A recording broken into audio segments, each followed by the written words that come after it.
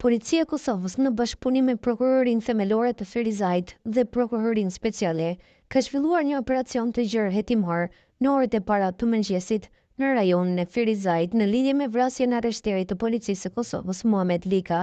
Ish koloneli i Policisë së Kosovës Refki Morina ka konfirmuar se operacioni lidhet me thellimin e hetimeve dhe mbledhjen e provave të reja që mund të ndihmojnë në zbardhjen e plotë të kësaj vepre penale.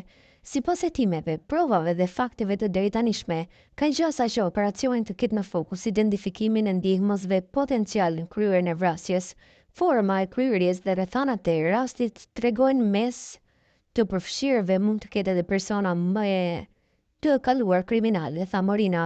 Sipas tij në këtë fazë, po kërkohet të argumentohet në mënyrën e kryerjes së bashkëpunimit mes personave të dyshuar dhe të përjashtohet çdo mundësi për spekulime politike pa prova të plota.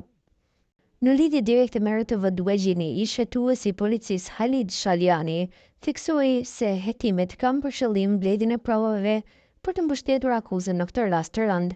Duhet të kemi besim në institucione, por njëkohësisht duhet të shmangim gjykimin publik. Disa të arrestuar pretendojnë të kenë alibi.